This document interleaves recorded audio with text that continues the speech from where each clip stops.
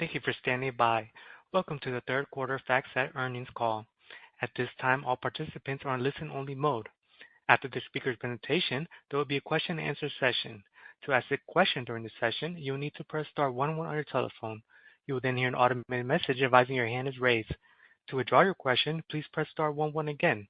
Please be advised that today's conference is being recorded. I would now like to hand the conference over to your first speaker today, Ali Benes, Head of IR Investor Relations. Please go ahead. Thank you, and good morning, everyone. Welcome to FactSet's third fiscal quarter 2024 earnings call. Before we begin, the slides we referenced during this presentation can be found through the webcast on the Investor Relations section of our website at factset.com. A replay of today's call will be available on our website. After our prepared remarks, we will open the call to questions from investors. The call is scheduled to last for 1 hour. To be fair to everyone, please limit yourself to one question. You may re-enter the queue for additional follow-up questions, which we will take if time permits. Before we discuss our results, I encourage all listeners to review the legal notice on slide 2, which explains the risks of forward-looking statements and the use of non-GAAP financial measures. Additionally, please refer to our Forms 10-K and 10-Q for a discussion of risk factors that could cause actual results to differ materially from these forward-looking statements. Our slide presentation and discussions on this call will include certain non-GAAP financial measures. For such measures, reconciliations to the most directly comparable GAAP measures are in the appendix to the presentation and in our earnings release issued earlier today. Joining me today are Phil Snow, Chief Executive Officer, and Linda Huber, Chief Financial Officer. We will also be joined by Helen Shan, Chief Revenue Officer, for the Q&A portion of today's call. I will now turn the discussion over to Phil Snow. Thank you, Ali, and good morning, everyone. Thanks for joining us today. Before I speak about this quarter's results, I just want to point out that we scheduled today's call on a Friday to allow for observance of the Juneteenth holiday earlier this week. We finished our third quarter with organic ASV and professional services growth of 5%. Adjusted diluted EPS rose to $4.37 for the quarter, and our adjusted operating margin was 39.4%. This quarter, we continue to see the impact of clients' tightened budgets and cost rationalization, trends we highlighted last quarter that were echoed by others in the industry. These pressures extend decision-making and lengthen sales cycles. Also, as you may recall, the third quarter is seasonally our weakest of the year. Against this backdrop, we continue to build on FactSet's history of 44 consecutive years of revenue growth and 28 consecutive years of adjusted EPS growth. And in these 44 years, we have successfully navigated through even more difficult market conditions than we face right now. Despite challenged end markets, this is an exciting time in our industry, particularly for technology companies with valuable data assets. We are harnessing the power of Gen AI to build cutting-edge solutions and capture market share. For example, we held our 11th client symposium in Miami in April, showcasing new products and the value they bring to clients. These new products are driving requests for hundreds of product demonstrations, creating new leads for our sales team. Returning now to our third quarter, we concluded with 8,029 clients and 9 net new logos. Our user count exceeded 208,000. Overall, ASV retention remained higher than 95%, and client retention was 90%. Currently, we expect to finish the fiscal year with annual organic ASV plus professional services growth between 4% and 5.5%. Linda will provide further updates to guidance in a few minutes. Turning now to our performance by region, we saw slower growth in the third quarter due to continued market headwinds and the effect of the cancellation from the Credit Suisse-UBS merger, which impacted all of our regions. Overall, this cancellation accounted for approximately 30 basis points, or two-thirds, of our ASV deceleration quarter over quarter. In the Americas, gains from asset owners and wealth managers were offset by continued client cost rationalization, and the Americas region's organic ASV growth rate was 5.7%. In the EMEA region, growth was driven by our price increase, sales to asset owners, and higher ASV from the analytics product suite. The EMEA region's organic ASV growth rate was 4.4%, and in the Asia-Pacific region, we saw acceleration from buy-side firms driven by front office solutions and growing transactional revenues. The Asia Pacific region's organic ASV growth rate was 6.1%. Looking now at trends by firm types, on the institutional buy side, we had a notable win this quarter, displacing a competitor at a large asset manager in the U.S. This win was driven by our advanced fixed income analytics. We took an enterprise sales approach, and the client chose our portfolio performance solutions and analytics capabilities. We had another significant win with a global asset manager. It moved to a multi-year agreement, including middle office portfolio services. This contract aligns with the client's strategy to consolidate vendors and to reduce total cost of ownership. These victories demonstrate our ability to provide tailored, high-value solutions to our clients. These clients also recognize that our ongoing management of their complex portfolio holdings positioned us well to do more for them. In banking, we saw a decline from the Credit Suisse cancellation. This segment is still impacted by cautious hiring and a wait-and-see attitude toward overall capital market conditions. In wealth management, although growth was modest this quarter, the sector remains a tremendous opportunity for FactSet, given our active pipeline. We're committed to enhancing our offerings to capture future growth and deliver compelling value to wealth advisors and their clients. A great example of this is our recent investment in AI-Identified, which was announced last week. By incorporating AI-Identified's relationship management data into FactSet's intelligent prospecting solution, we're able to accelerate new client acquisitions for wealth advisors. This brings us to the fast-evolving technology landscape, where FactSet is well-positioned to lead. We have more than 40 years of meticulously curated and connected data. We are trusted by institutional asset managers and retail wealth advisors, with 16 million portfolios on our system, representing more than $30 trillion in assets. And on the sell side, FactSet is well established as the platform of choice for fundamental research workflows. For users on both the buy side and the sell side, FactSet has a unique breadth of data curated for their specific use cases. Our rich data ecosystem is a singularly robust and safe foundation for harnessing the power of generative AI.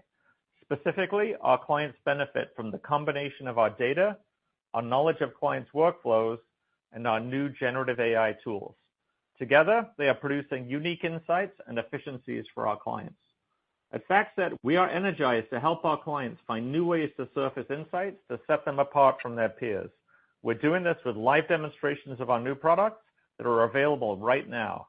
As a result, FactSet is the trusted partner of choice, given that accuracy requires both seasoned judgment and traceable data sources.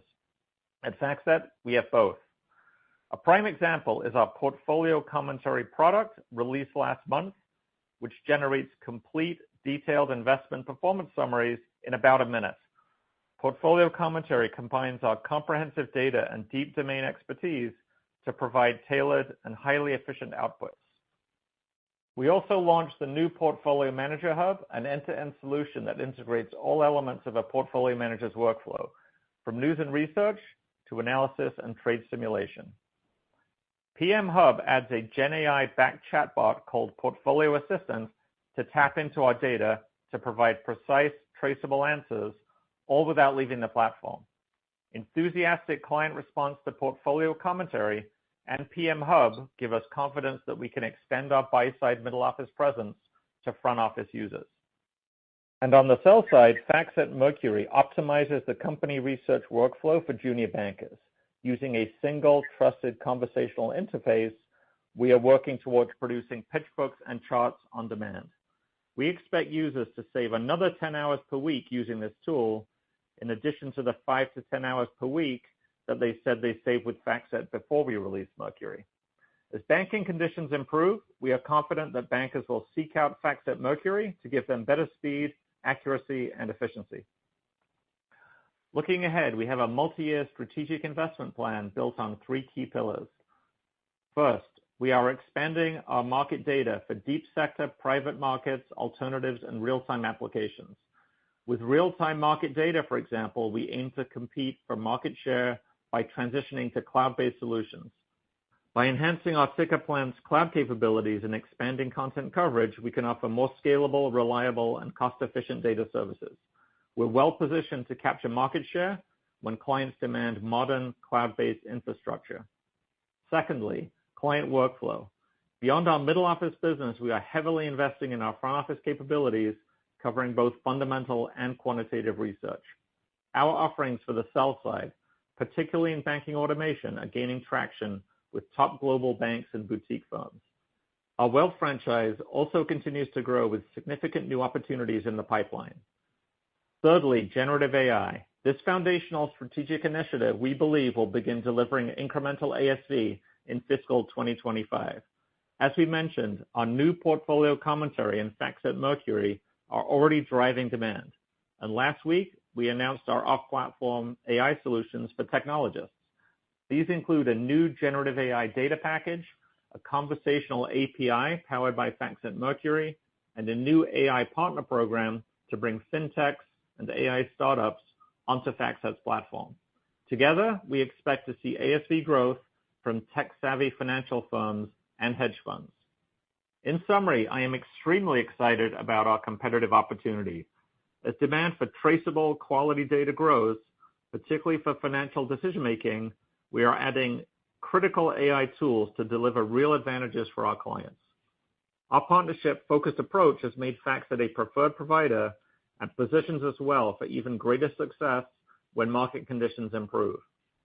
I will now hand it over to Linda to discuss our second quarter performance in more detail. Thanks, Phil, and hello to everyone. As you've seen from our press release this morning, despite slower ASV growth in the third quarter, we improved margins and EPS, and we are increasing guidance on both of these for the fiscal year. I'll say more about that later. First, our results for this quarter. As Ali noted, our usual reconciliation of our adjusted metrics to comparable GAAP figures is included at the end of our press release. For the third quarter, organic ASV grew 5%, while adjusted operating margin improved 340 basis points to 39.4%, and adjusted diluted EPS rose 15% to $4.37. For the quarter, GAAP revenue increased 4% to $553 million on sales to institutional asset managers, asset owners, partners, and corporates. For our geographic segments, organic revenues grew by 5.5% in the Americas, 2.4% in EMEA, and 3% in Asia Pacific. Turning now to expenses, GAAP operating expenses decreased 2% year over year to $350 million.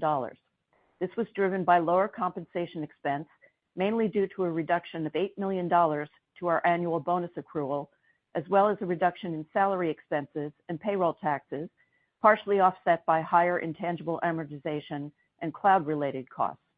Compared to the previous year, GAAP operating margin increased by approximately 420 basis points to 36.6%.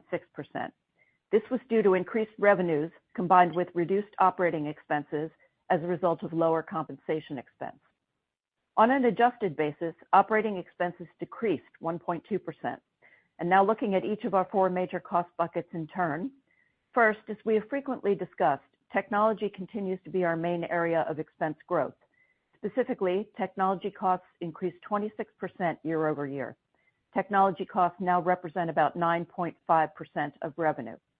Secondly, in contrast, employee expenses fell 8.6% year over year, driven by lower compensation expenses due to earlier cost reduction efforts and the lower bonus accrual. Third, our third-party content costs increased by 9% due to the timing of changes in variable fee expenses. And finally, real estate and related expenses saw a 14% decrease year over year, as we saw the benefits of early and significant steps we took to reduce this expense bucket. As we've mentioned before, thoughtful expense management is positioning the company for future growth while allowing us to continue to invest in technology and strategic initiatives. Turning now to margin, adjusted operating margin improved by 340 basis points to 39.4%. This was primarily due to an adjustment to the bonus accrual, a one-time payroll tax adjustment, and lower salary expense. The bonus accrual was reduced by about $8 million for the fiscal year, given our lower ASV achievement. This change added about 160 basis points to our adjusted operating margin in the quarter.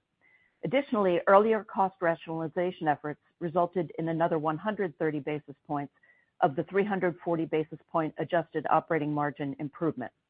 And as always, you will find an expense walk from revenue to adjusted operating income in the appendix of today's earnings presentation. As a percentage of revenue, our cost of services declined by 90 basis points year over year on a GAAP basis. Cost of services was approximately 40 basis points lower on an adjusted basis. The decrease was primarily due to lower compensation expense, partially offset by an increase in intangible amortization and cloud-related costs. And in SG&A, as a percentage of revenue, it was 320 basis points lower year over year on a GAAP basis. SG&A was approximately 300 basis points lower on an adjusted basis. The decrease was primarily due to lower compensation expense, a reduction in bad debt expense, and lower facilities costs.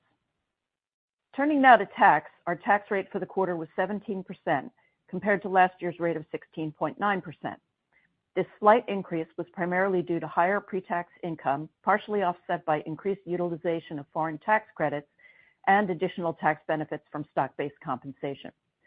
Turning now to EPS, GAAP EPS increased 18.2% to $4.09 this quarter versus $3.46 in the prior year period. This was driven by higher revenues, margin expansion, and a lower share count, partially offset by higher interest expense. On an adjusted basis, EPS increased 15.3% to $4.37, also driven by revenue growth and margin expansion, as well as reduced share count, partially offset by higher interest expense. EBITDA increased to $240 million, up 16.9% year over year due to higher net income.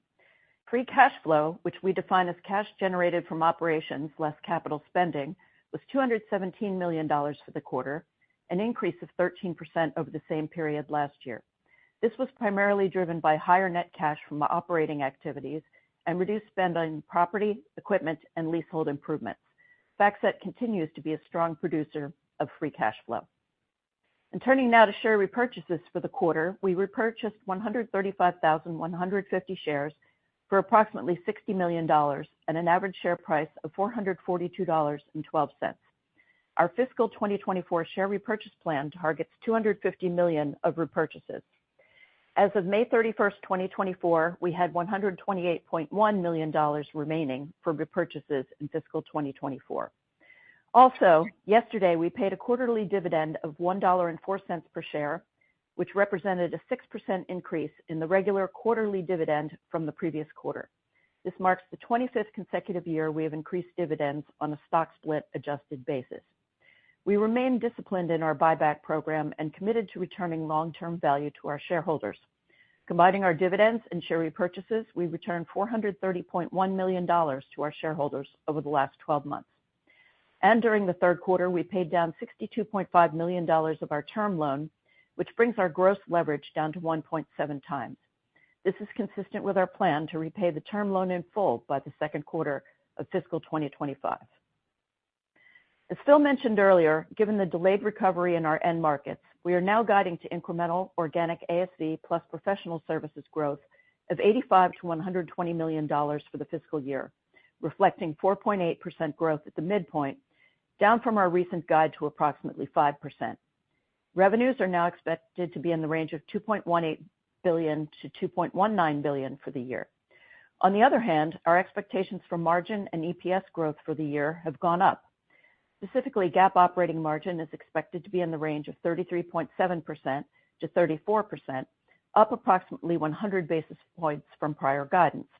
And adjusted operating margin is expected to be in the range of 37 to 37.5%, up 70 to 80 basis points from prior guidance.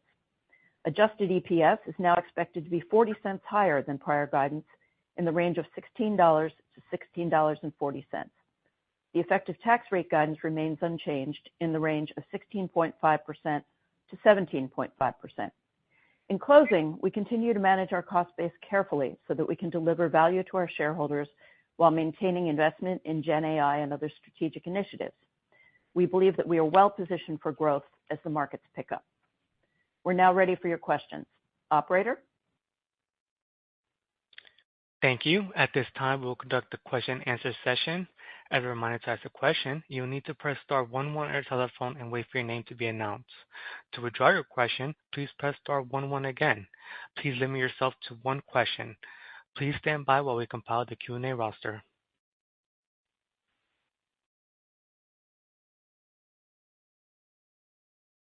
Our first question comes from the line of Toni Kaplan of Morgan Stanley. Your line is now open.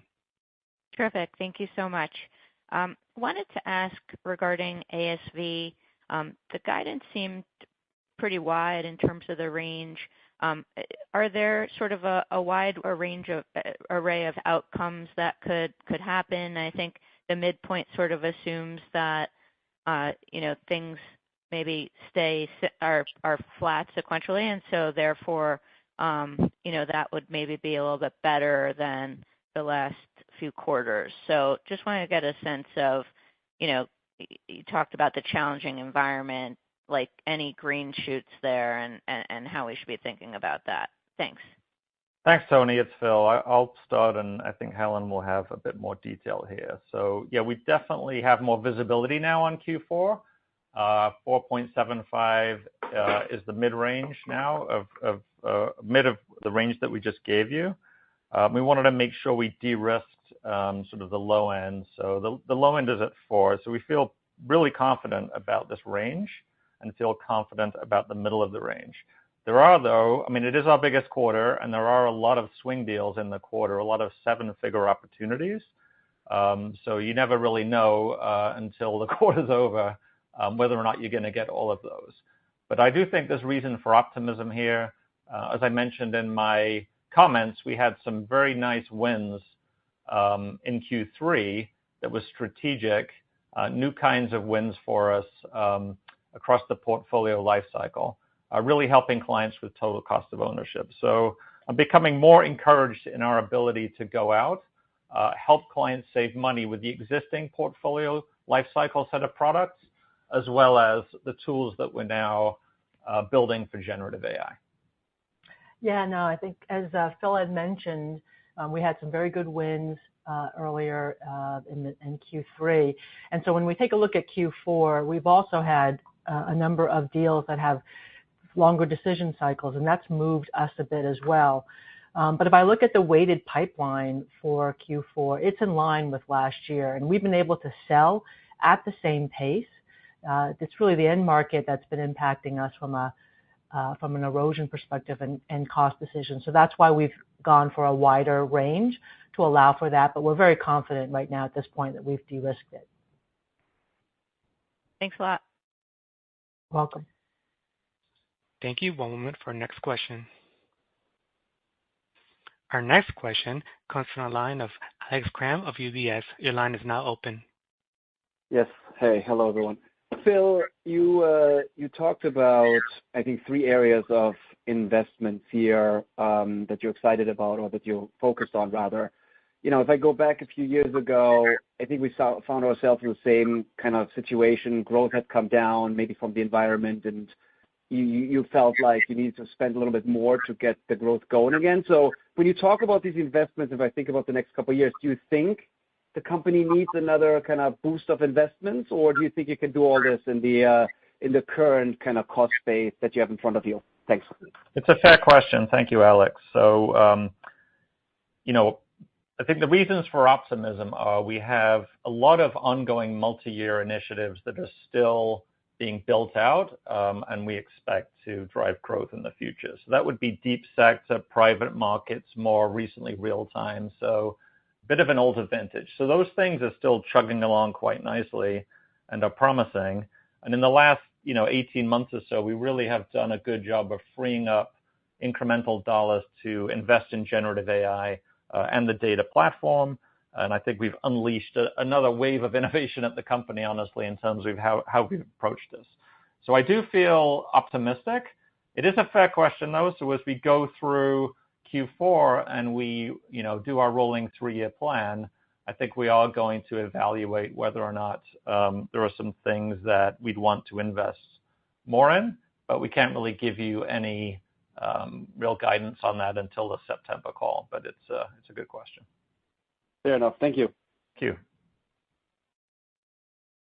Thank you. One moment for our next question.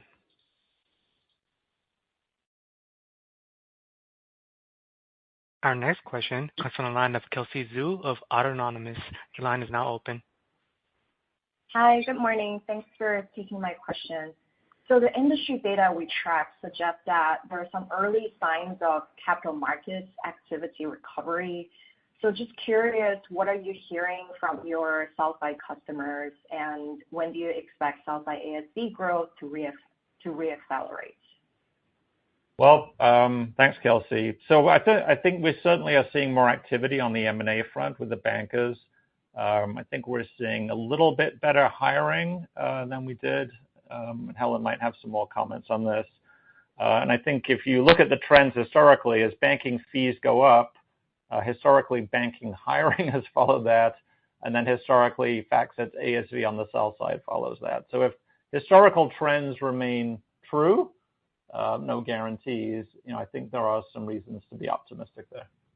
Yeah, I'll add a little bit to that. I think what we're seeing from the large investment banks, the universal banks, the hiring has been pretty muted, so they're being more conservative themselves. We're seeing higher numbers from the middle market banks, the boutiques.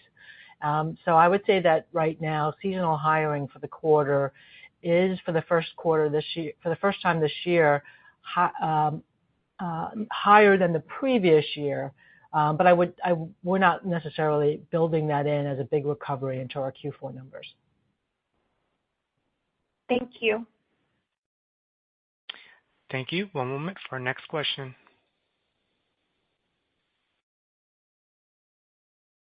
Our next question comes from the line of Manav Patnaik of Barclays. Your line is now open. Thank you. Good morning. I guess I just had a little bit of a run rate question and kind of a two-part. One, on the top line, is the UBS CS impact now fully in the run rate, or do you anticipate more impact? And then just specific to expenses as well, all the headcount efforts and stuff you've made thus far, is there more to flow through? Just trying to appreciate, the dynamics on those two. Sure, Manav. Hi, it's Helen. I'll take the first part. So I would say the majority of the impact from that transaction is reflected in this quarter. There's a little bit left in Q4, but it's much smaller. Yeah, and Manav, looking at the margin improvement, I want to try to go through the detail of this so everyone understands what's one time and what continues. So the total good guys on the margin improvement side, and this is adjusted operating margin, were about 540 basis points, and then the negatives were about 200 basis points. So let me go through these. The lower bonus accrual of $8 million to get our annual bonus accrual in line contributed about 160 basis points to the good for third quarter, and that will not be repeated. In other words, we had to do that adjustment. Lower salaries added about 130 basis points, and that will continue. Lower payroll taxes added about 120, and that's a one-time thing. That's based on the CARES Act. It's a refundable tax credit for keeping people on payroll during COVID. Lower facilities expenses added 60 basis points. That will continue. Higher capitalization added 40, which will also continue, and lower stock-based comp amortization added 20. That one is caught up and will not continue. So out of the 540 basis points, about 280 are one-timers. And then on the negative side, we had higher technology costs for 170 basis points and higher third-party data and other expenses for 30 basis points. So 340 basis points overall improvement. And on the good guy side, about half of that will continue as we move through the year. Hope that helps. Yep, thank you. Thank you. One moment for our next question. Our next question comes from the line of Faiza Alwy of Deutsche Bank. Your line is now open. Yes, hi, thank you. Good morning. So I wanted to ask about the competitive environment, and I'm curious what you're seeing from competitors. It seems that over the last couple of years, you've seen competitors invest as well relative to what had been the case previously.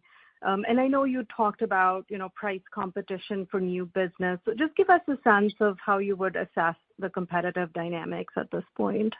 Yeah, thanks, Faiza. So on the institutional buy side, I would say, we have two key competitors there, and the name of the game is really total cost of ownership. So we feel very well positioned with the portfolio analytics that we have on FactSet, but even better positioned now that we have invested in our front office tools. So I mentioned that we launched PM Hub, which really connects very nicely the middle office solutions that we have with the front office. So I feel really good about our competitive position on the buy side, and those firms really are, I think, feeling the most cost pressure and the ones taking costs out. So I think the firms that have portfolio analytics solutions are the ones that have the right to compete on the buy side, and I think we're in good shape there. In wealth, similarly, we have the portfolios on the system. We've done an amazing job with our wealth advisor product and advisor dashboard, and you heard me talk about another workflow today, which is sort of the CRM workflow. So we're really focused very heavily now on building out additional workflows for the wealth space, but we couldn't feel better positioned in the wealth space. I think within banking, private equity, corporates, the hedge funds, that space admittedly is getting a bit more crowded. So there's lots of us in there with fundamental analyst products.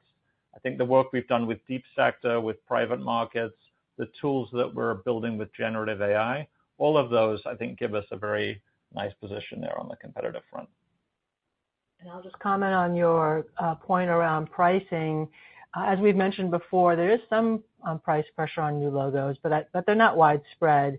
Really, when it happens is when we're displacing competitors, where we may need to reduce price to help match budgets, for example. But the good thing is that we are almost always in multi-year contracts, so we recapture the price and improve our price realization as the contract matures. Thank you. Thank you. One moment for our next question.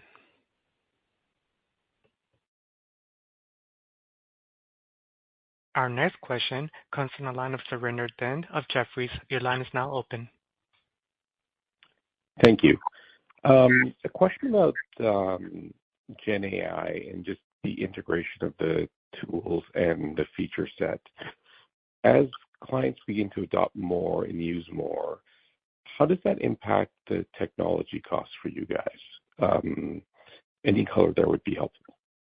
It's a great question. Thank you. It's a bit unknown at this point, as Linda has spoken about how our technology expenses are going up, and that's for good reason because we're investing here. But yeah, as clients use more of these tools, it's going to cost in terms of compute. So of course, we're thinking carefully about that. We have fantastic engineers at FactSet that are sort of monitoring this, and that will be baked into how we end up charging for these products. So it's an equation that will have to be figured out over time. But if we're delivering enough value in terms of saving clients time, which is really what we're focused on, it should outweigh the added expense that we or they would be incurring from the compute. Thank you. Yeah. Thank you. One moment for our next question. Our next question comes from the line of Ashish Sabadra of RBC. Your line is now open.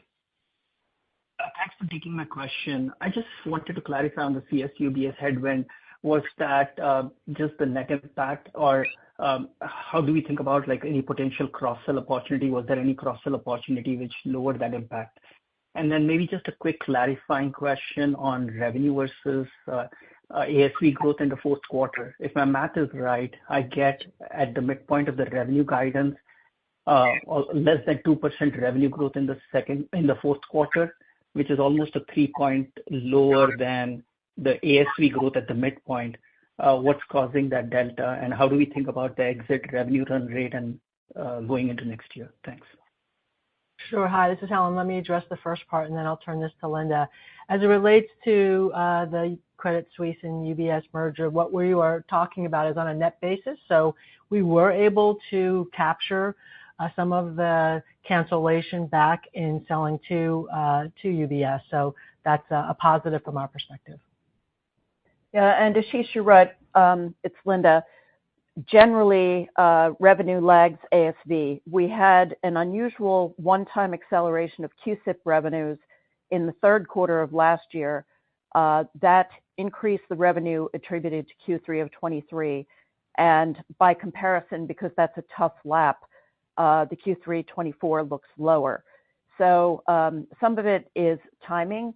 And I think it is fair to note that in the third quarter, while we don't break out QSIP because it is core to our business, we had very strong performance from QSIP, both in terms of growth and margin. So we're very pleased with how that business is doing. But you're correct, but it is a lapping effect that's causing that.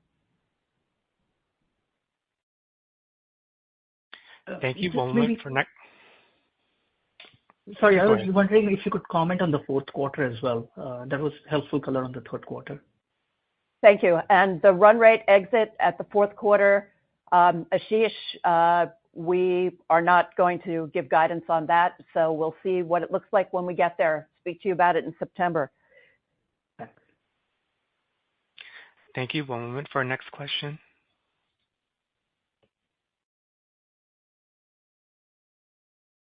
Our next question comes from the line of George Tong of Goldman Sachs. Your line is now open.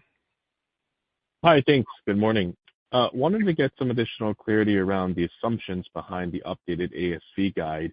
Are you basically assuming that the sales cycles are elongating, so it's basically a matter of timing of when the deals get closed, or does it reflect increased client events where the business is essentially structurally lost?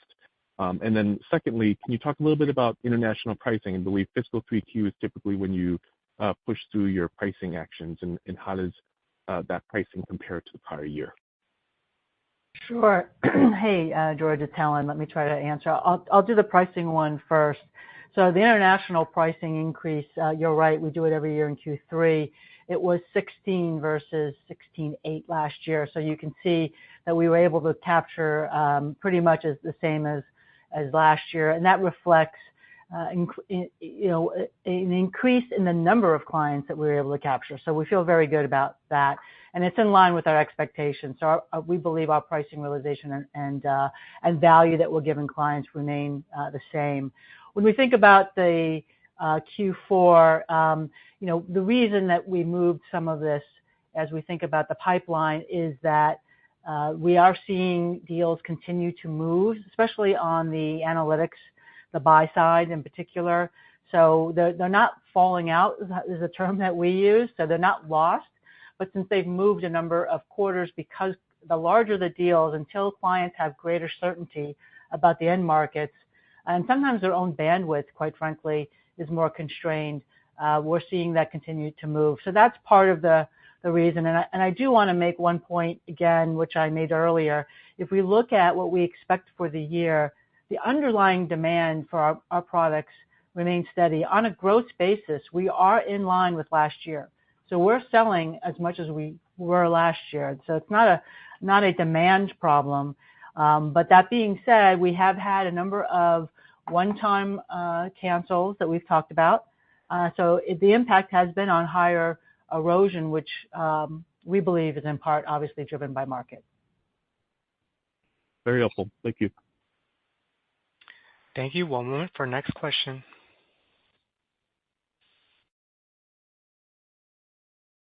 Our next question comes from the line of Andrew Nicholas of William Blair. Your line is now open.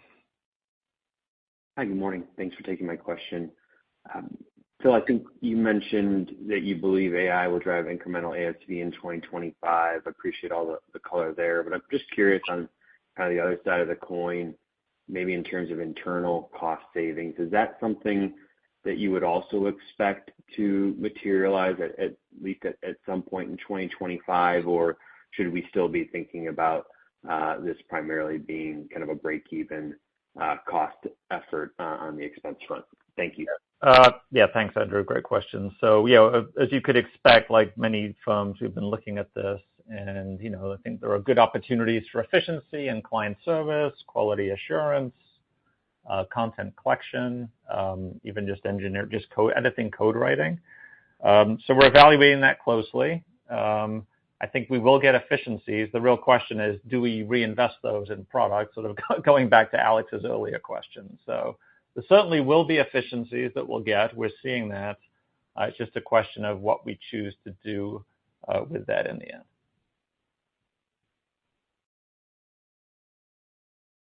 Thank you. One moment for our next question.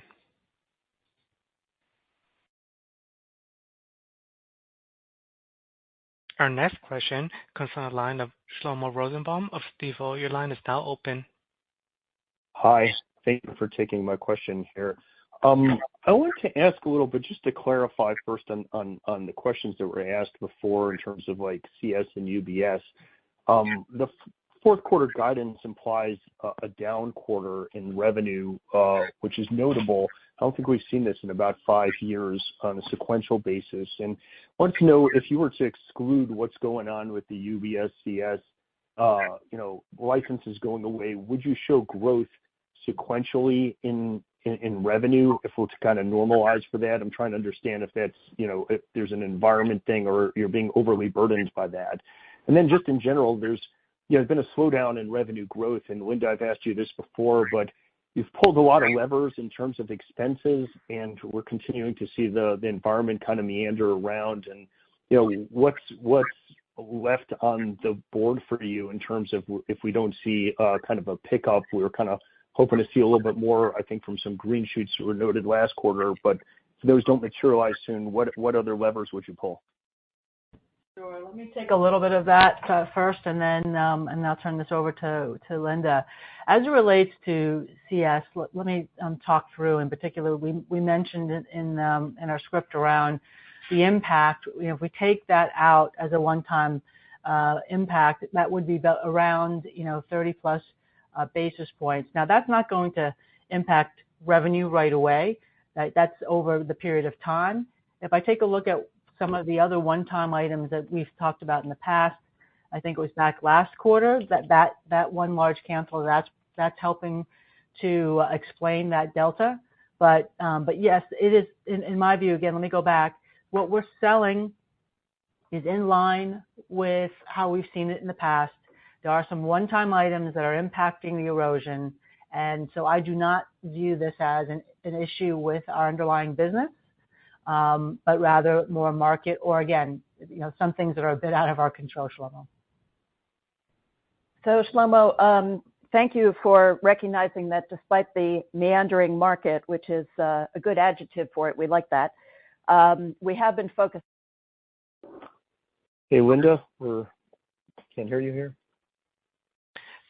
Thank you. One moment for our next question. 1 second, operator. I don't believe Linda was done yet. 1 second. Okay.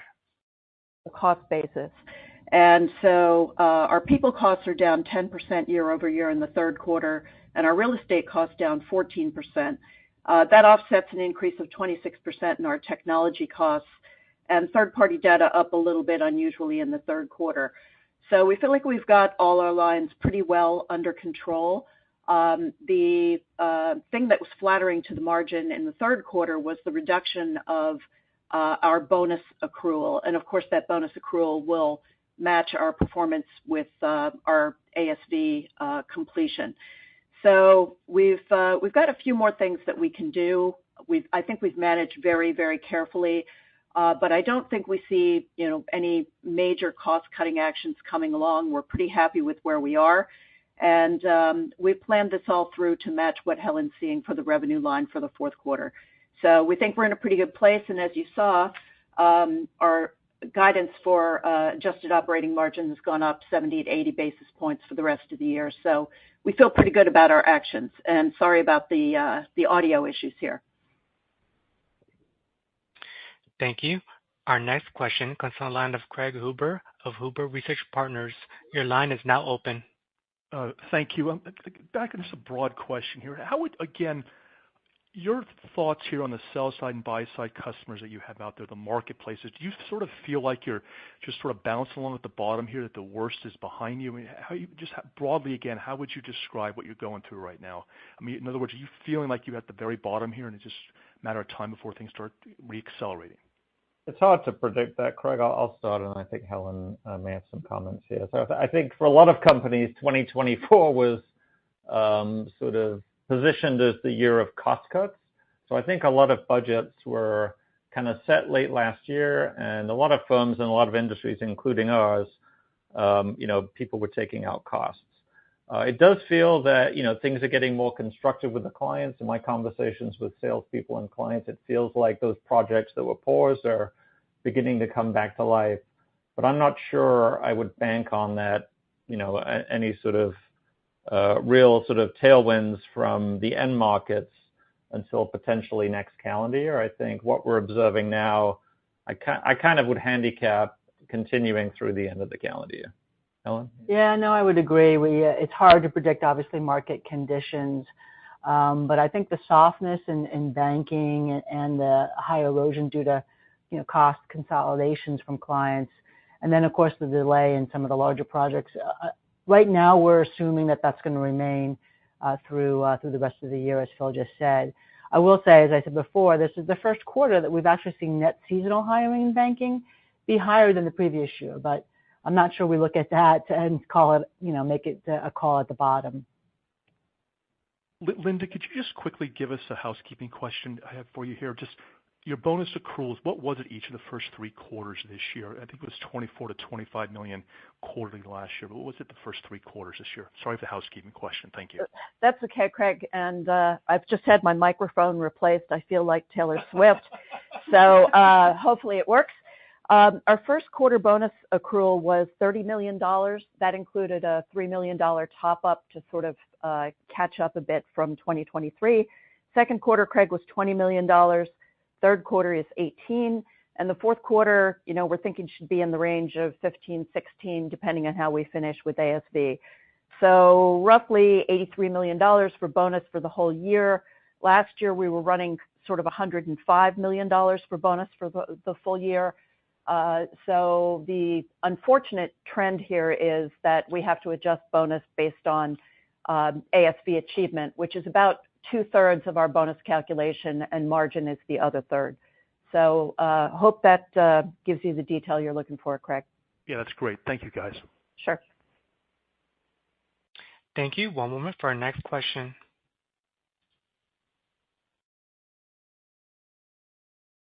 Our next question comes from the line of Russell Quelch of Redburn. Your line is now open.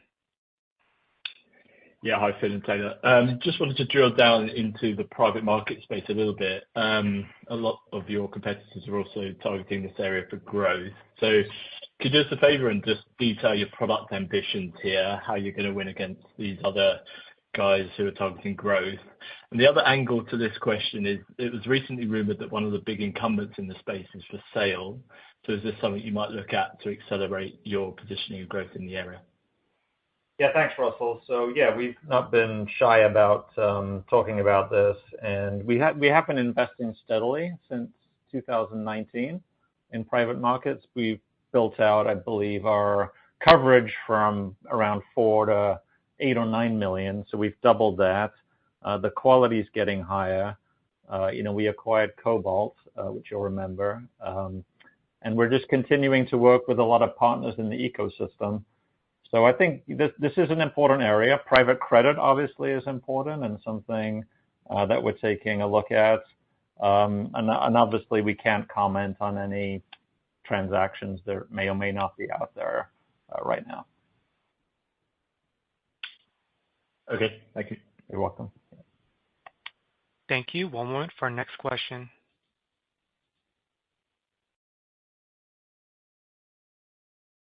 Our next question comes on the line of Heather Balsky of Bank of America. Your line is now open. Hi, thank you so much. I wanted to first ask, with regards to ASV growth, if you could provide some color in terms of what you're seeing with regards to price versus volume right now, and how that tracks versus, I guess, what you expected into the year. And then the other question, bigger picture, and I realize you just talked about kind of that potentially the malaise we're seeing persist till the end of the year. I know this has been a really tough environment to kind of get visibility, but when you think about the recovery, based on what you've been seeing, how do you think things recover? Do you think we could have a U or V-shaped recovery? Do you get the sense your clients are going to move very gradually, just given all the uncertainty we've had? Just any insight you have. Sure. I'll start with that one, Heather. Thanks. This is Helen. Thanks for the question. So overall, part of the reason that we see some of the deals that get delayed is because of their size. So when I think about volume and pricing, actually, interestingly, our volume, meaning number of transactions, is considerably higher this year than last year. And I would say in the low to mid figures is where we're seeing the biggest pickup, probably as high as 20% higher if we as we think about the end of the year. So, but that would mean on average the volume is down in terms of the size of the transaction. So as you might guess, in order to grow, you need larger deals. So these larger transactions, which we have very high number of opportunities, but if they don't sort of convert them in that quarter, that's where we're seeing that right now. So I think that all ties together. Higher volume at an average price that's lower right now in terms of just opportunity size. As it relates to a little bit of where do we end up in the bottom, it's very hard to say. I think it varies by firm type. Typically, we've seen banking being the quickest to respond. I think we had thought that would be better in the second half of this year. We're not seeing that, so we'll have to see how that goes. As mentioned by Phil before, if capital markets picks up, where we end up in that. But technology is very much the driver right now. And so as clients are looking to upgrade, and as we saw post-COVID, once they're ready to spend, the decisions tend to move more quickly. So I think it's going to be very much dependent on the market conditions. I do want to kind of add on and point out that, it's up to us to make our own tailwinds here. So regardless of the end markets, we have a $28 billion total addressable market, the way it's been defined historically. 8 of that is beginning to open up to us now with the feed products that we're creating.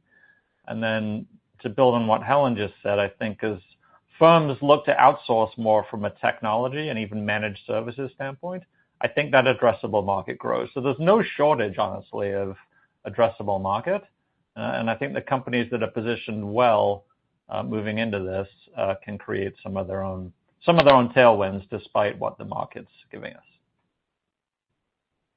Great. Thank you. You're welcome. Thank you. One moment for our next question.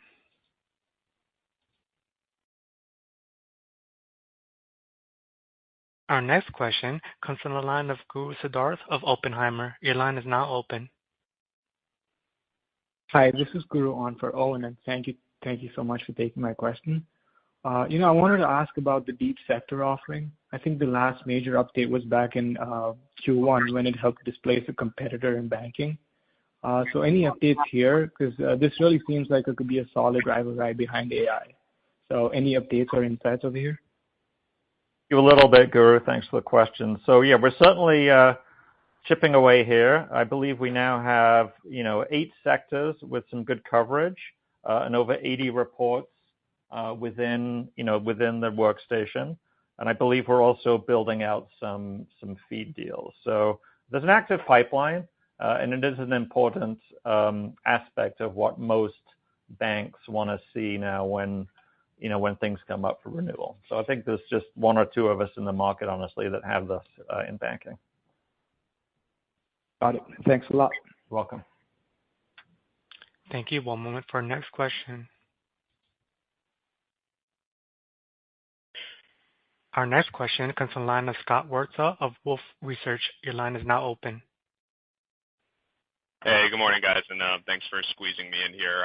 Just wanted to go back to the wealth segment and wondering if you can maybe sort of characterize the overall demand on the wealth side relative to what you're seeing on institutional buy side and sell side. I know you talked about modest growth this quarter, but would love to just kind of hear characterization of the overall demand and compare to some of the other end markets you operate in. Thanks. I think it's the healthiest one for us, honestly, Scott. Thanks for the question. So we have a very active pipeline there of deals of various sizes, and we're beginning to build out some interesting workflows beyond sort of what we've been providing over the last few years.